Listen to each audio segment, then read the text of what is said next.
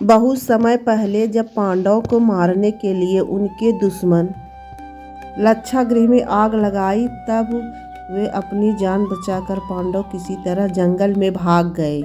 रात का समय था, चारों तरफ अंधेरा था, सब बहुत थक चुके थे। माता कुंती, अन्य पांडव सब सो गए, परंतु भीम वहीं जागकर पहरा दे रहे थे। भाग एक जंगल का खतरा।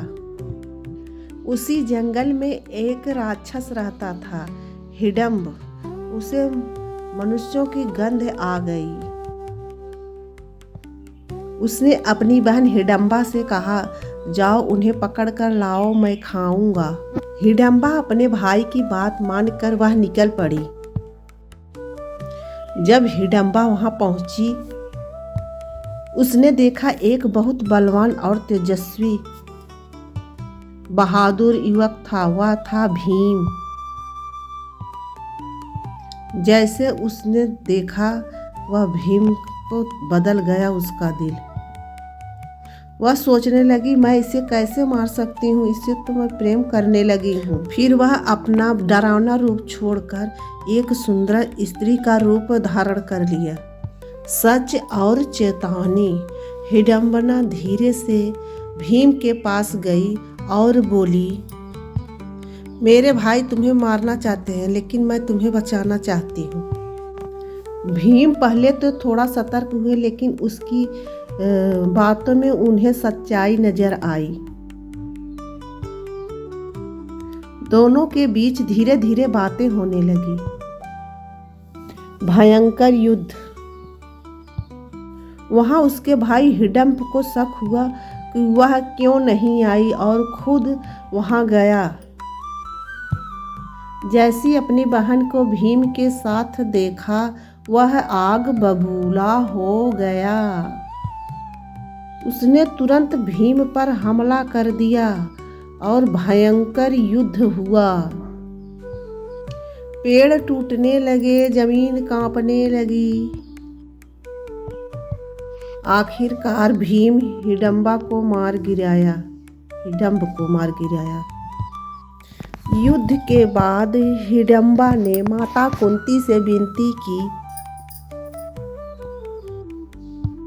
मैं भीम से विवाह करना चाहती हूँ। माता कुंती ने अनुमति दी, लेकिन एक शर्त के साथ। भीम कुछ समय हिडंबा के साथ रहेगा। फिर भीम को अपने भाइयों के साथ वापस आना पड़ेगा। इस तरह भीम और हिडंबा का विवाह हो गया। पुत्र का जन्म। कुछ समय बाद उनके घर एक पुत्र का जन्म लिया, जिसका नाम घटोत्कच था। वह बहुत शक्तिशाली और मायावी था।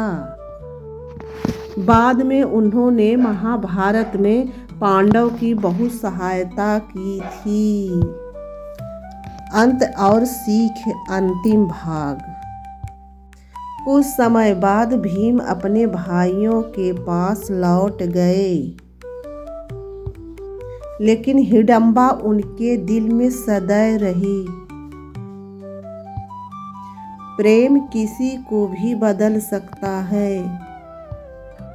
कर्तव्य और प्रेम दोनों जरूरी है। अगर ये कहानी आप लोगों को अच्छी लगी हो तो लाइक और सब्सक्राइब करें और हमें कमेंट में बताएं कैसा है, ताकि मैं और इसे आगे प्रेरणा मिले आप सबसे, मैं और इसे अच्छे से बेहतर से बना सकूं। प्लीज़ हमें लाइक और सब्सक्राइब कीजिए।